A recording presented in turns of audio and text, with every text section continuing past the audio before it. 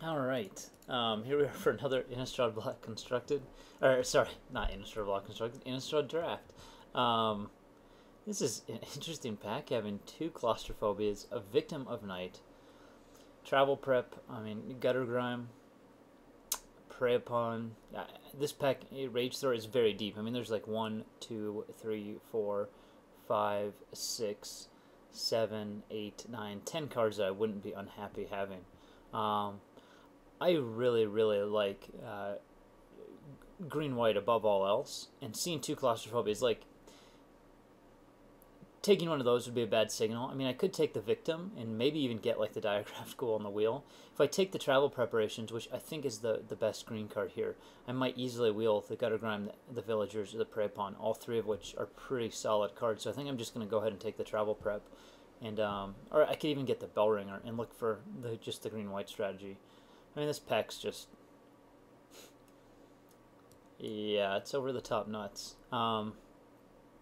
This might be a little crazy taking it first since it commits you to two colors, but I think it is by far and away the best strategy. And because of the fact that, as I said, I could probably wheel one of the cards for the deck, I think it's fine taking it. Here, if we had somehow taken the Victim of Night, Moen would be the best pick. Though you could make an argument for Burning Vengeance. Like if you took the Claustrophobia, probably the Burning Vengeance, because blue-red Vengeance is a very good deck. But here, given that we took the travel preparations first, Priest is very, very good. Gonna go ahead and take that now. Maybe we'll even get Silver Chase Fox or a Rebuke back, but I doubt it. I mean, there's only 1, 2, really. I mean, this guy's kind of weak, but 3, 4, 5, 6, 7-ish playables with the rare, so probably not wheeling anything out of this pack. But yeah, Priest is a great second pick. I'm not unhappy getting him. This pack, however, looks like it's falling a little short for us. We could be getting cut. I mean, there's all the uncommons here, and the rare's missing. That means that a rare and a common were taken. So this pack's not incredibly deep, but the only real cards for our deck, I mean, this is a sideboard card at best. This card only really works if we're splashing a little bit of blue, which is, there's potential for that. And then we got Spidery Grasp, which isn't the best. But I think I'm going to take it and just stick with the strategy. I mean, we've passed the claustrophobias. I don't want to switch into blue. We've passed a victim. I mean, based on our first two picks, we'd be giving them up if we took Banshee here. It's really hard to play those with the Banshee. So I think I'm just going to take Spider Grasp and stay on task, even though we might not end up playing the Grasp. Well, we got rewarded sticking on target because Bonds of Faith is good, and I actually like Doom Traveler a lot. I mean, I think he's better than Eldritch Cathar because he works with things like the Hauberk, and he fits into a curve a little bit better than Cathar. There's so many 3-drops, and there's not too many 1-drops that also happen to become flyers later on. But Bonds of Faith is just much better than those. And Dagger is another underrated card, which is, I think, very good in a green-white strategy. I mean, it's like a Darksteel Axe that can be better than Darksteel Axe. I really don't know why this goes that late sometimes, since I've had games just be completely decided by it. I mean, games especially where you have like Doom Travelers that are now 4-1, and then they trade with something and make a token that's now 3-1. But yeah, Bonds of Faith is just better than all the alternatives here. Wow, this is actually a tough pack, and I don't know what's best. I mean, Rebuke's a good card, but I think it's one of the worst removals because it's situational, easy to read out. Lumberknot, I like a lot. Like, if you take the Unruly Mob or the Lumberknot, I think Lumberknot is better just because of the hexproof and where it fits in the curve. But then you have Throbbing Sentry, which is also a great card. I don't know which one between these two is better. The fact that he's human does matter. But man, I do love Lumberknot. Well, there's 4 white cards, we might by some miracle get one of those back since these are remotely playable. I'm gonna go ahead and take the Lumberknot here. I don't know if it's best. I mean, that could be kind of a risky pick. I do think it's very good though. God, and here I've come to like this card more and more, though I still don't think it's the most amazing removal. But in this deck, it's great. I certainly think it's better than like the Spider Grasp, though Pilgrim is pretty damn good. Oh, man. I think Prey Upon's probably a little bit better than Pilgrim, but honestly, I don't know.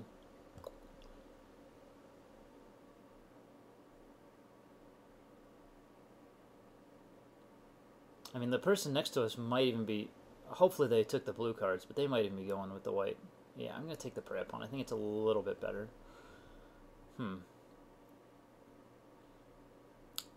mean, this is a pretty deep pack to have 1, 2, 3, 4, 5, 6 playables still in it.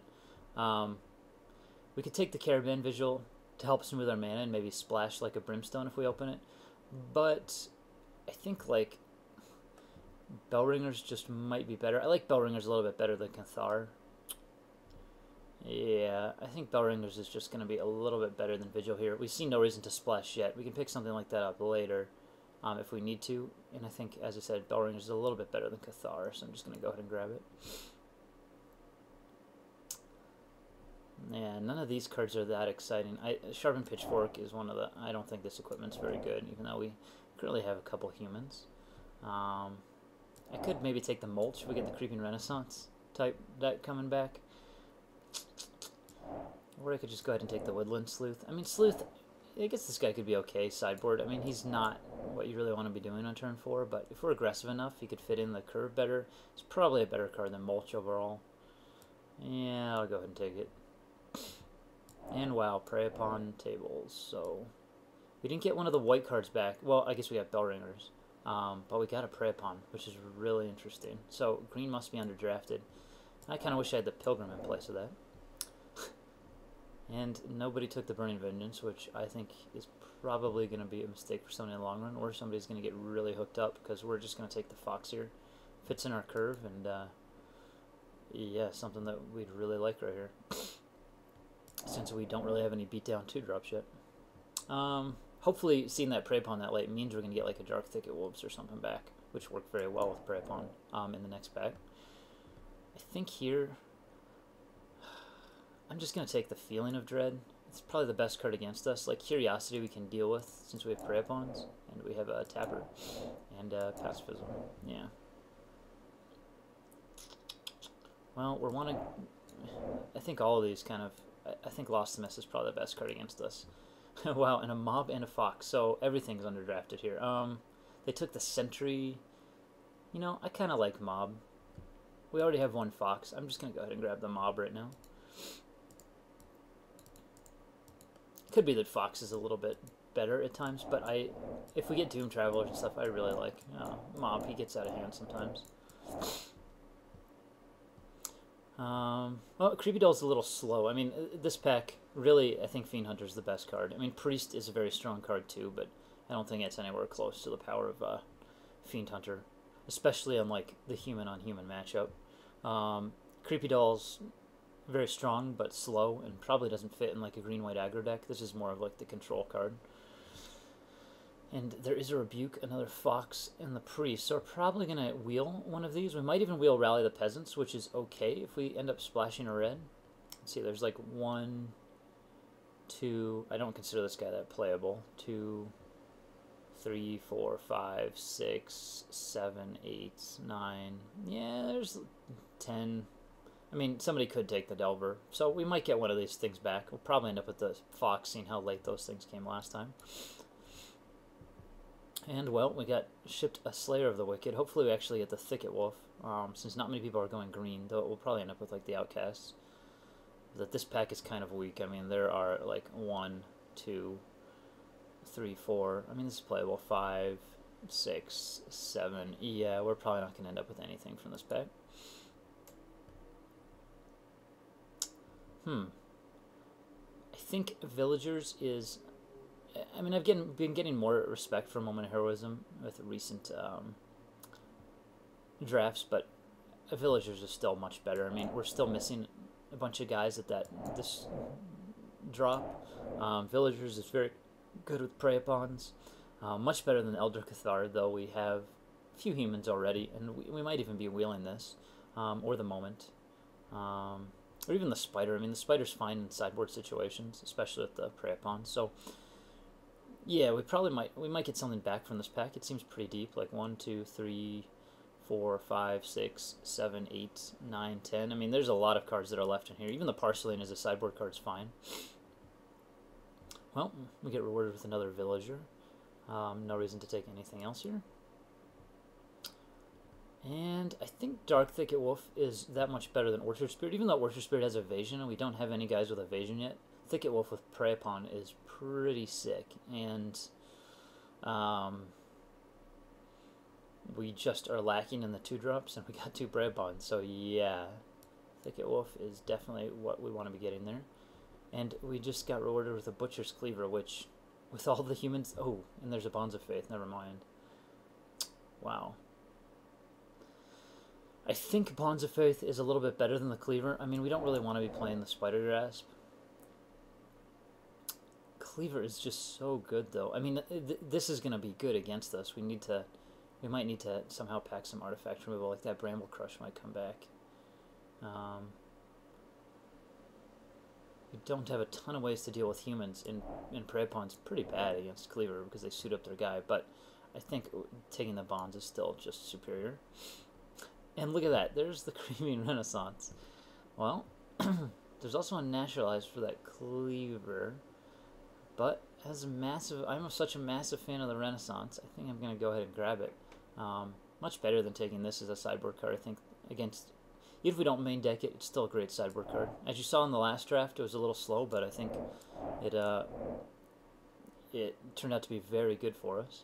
And I'd much rather have it over like the first Woodland Sleuth, not to mention the second. Just gonna go ahead and grab it. And how is an 8th pick Torch? Like, yeah, I mean it's definitely Torch here. Festerhide Boar, not really the cards that you want to be playing. Scarecrow's a fine sideboard card, but nothing really beats the Torch here. I don't understand why that's still in the pack. Grave Bramble's okay, but this isn't really the deck that wants it. It would be more like a blue-green kind of control deck as a sideboard. I think I'll just go ahead and take the Rally here, though we're probably not going to play it. Maybe we end up getting like a Brimstone Volley and splash it. Yeah. Well, we didn't get the Dark Thicket from this pack, but there's the Outcasts. There's the Bramble Crush. If they end up having something that we really need to kill. What else could there be? I mean, there could be like Curse of Death's Hold. No ICS playing this at all. Actually, I think I'll take the Outcast just in case. And we have the Prey Upons. There's the Porcelain in case we run into the Burning Vengeance deck, but I've seen a Burning Vengeance go late left and go late right, so there probably isn't a Burning Vengeance deck out there. I think we could pick... I think I'd rather pick the Mana Fixing up here just in case. I think that's more important than getting the Enchantment sideboard or the Spider sideboard. And go ahead and just take the Hounds. Oh, well, we got more Mana Fixing just in case. I'm going to hide the Mana Fixing for now. I mean, we know we have it, but as it stands, it's not making the main deck. And neither is the Rally right now. Probably the Spider Grasp is not making it. Or the Sleuth. I'm going to go ahead and hide the Sleuth. Yeah, I'm pretty much happy with everything else at the moment. I mean, as I've said in the last draft, like, you really want to just be going, like, 2-drop, 3-drop, travel them up. And that's what our deck is looking like it can do right now. Hopefully we get another travel prep in this pack. Voiceless Spirit is just the best card for us here. It kind of sucks having to first pick it, but this pack is relatively weak. I mean, Scavenger just not all that great. There's really nothing else in this pack. I mean, we take this, and then there's like things that I consider playable, like 1, 2, I guess these are playable, 3, 4, 5, 6, 7, 8, and they're all marginable playable cards. Like, I'm never that happy starting most of these cards in my deck, except for the Voiceless Spirit, so I guess that's what we'll be taking. That's probably one of the weaker packs I've ever seen.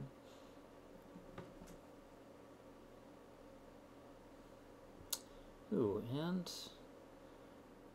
there is a Heretic's Punishment. Like,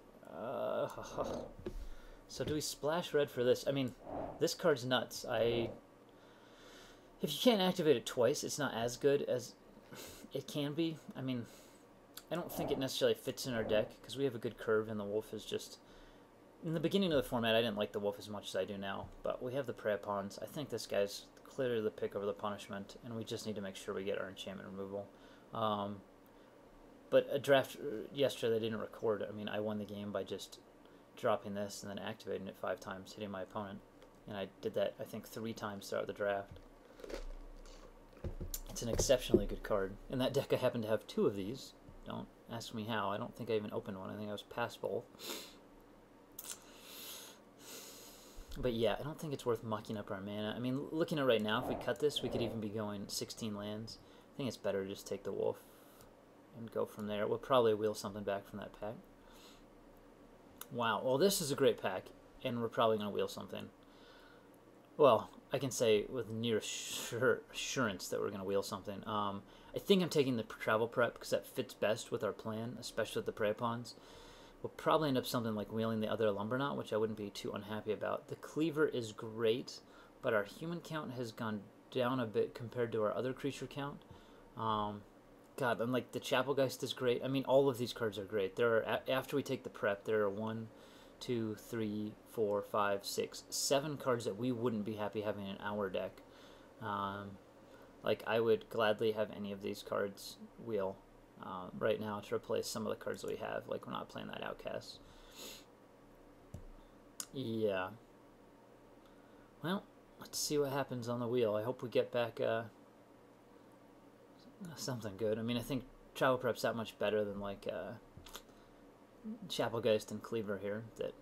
That's definitely the take. Well, we don't have a lot to work with Hauberk. In fact, if we had like Eldritch Cathars and stuff, it would be better to take the Hauberk perhaps. So here we're just going to take the Eldritch Cathar.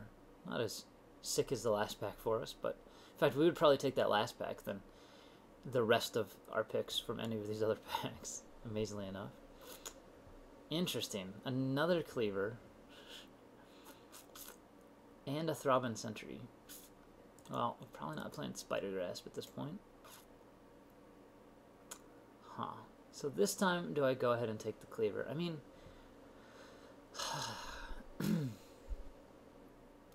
it can just win games.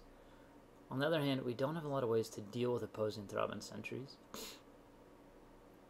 We already do have 13 creatures.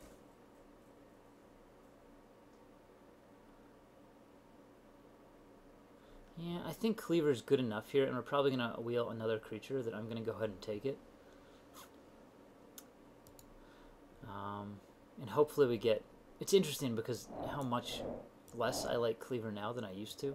But I still like it with what we got. 1, 2, 3, 4, 5, 6, 7, 8 humans. Yeah, it seems good. And it works with Prey Pawn too. I mean, it makes Eldritch Cathar Village Bellringer a good Prey Pawn target. None of these cards are that exciting. I'm not playing the Festeride Boar. I guess Boar is good against us, but we have Bonds of Faith.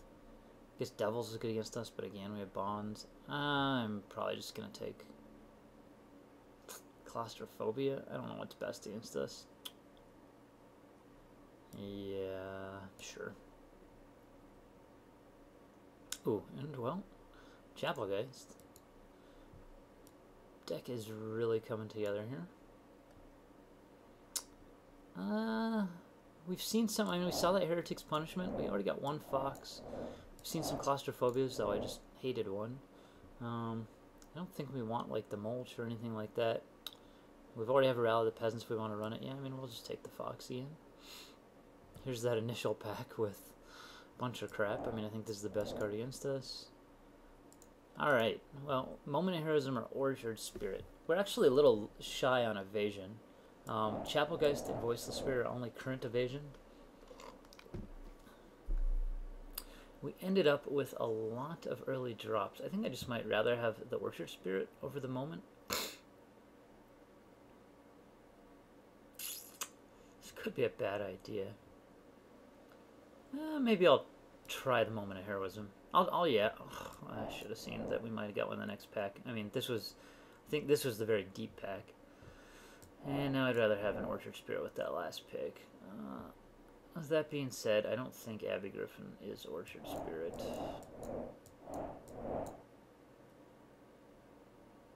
I mean, I don't even know what I'm going to take out to fit in the moments. Yeah, I'll take the Griffin.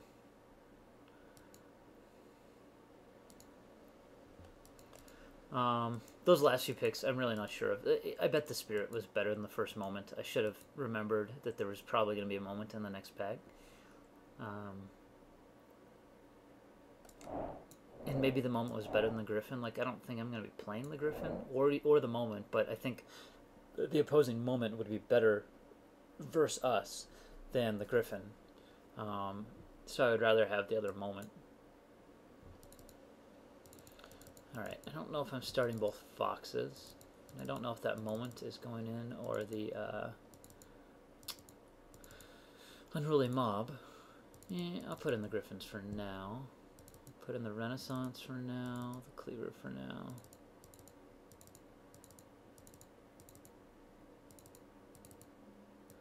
I like Lumberknot as a later game card. So we got 26 cards here, or I think I want to just be running 16 lands based on what I got. 2-drops are a little bit more important since we didn't get any Pilgrims to start out. I think Abbey Griffin's a fine cut since we're going to be running 16 lands. We want to minimize our 4-drops and 5-drops. I think Renaissance is still fine. It's good with stuff like Slayer when it dies. And Fiend Hunter and such, so we can trade creatures early and then get them back with the Renaissance. We don't even have to fret too much about losing creatures to the Prey Pawns. Less mana also means less ability to activate Butcher's Cleaver. Like, we don't want to get too mana tied up with that, but that's a pretty solid later game finisher. Give Moment of Heroism a try, I think. The question is, do I ditch the Unruly Mob or Silver Chase Fox? They're probably interchangeable based on sideboarding. I'm trying to think. I mean, we saw the Heretic's Punishment, so maybe it's important to keep the extra Silver Chase Fox in the deck.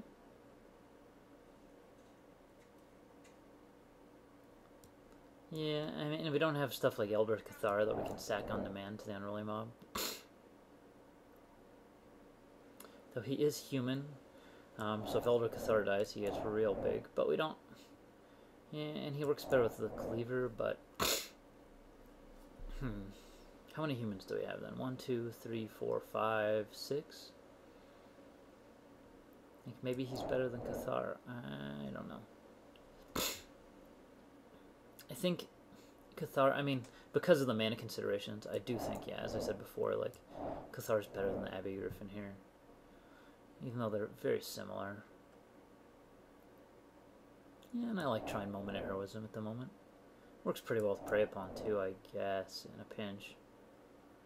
You probably do some sick attacks where they try and block your guy, you Moment, save your guy, gain a bunch of life, Prey Upon, kill their other, like, random dude and gain a bunch more life.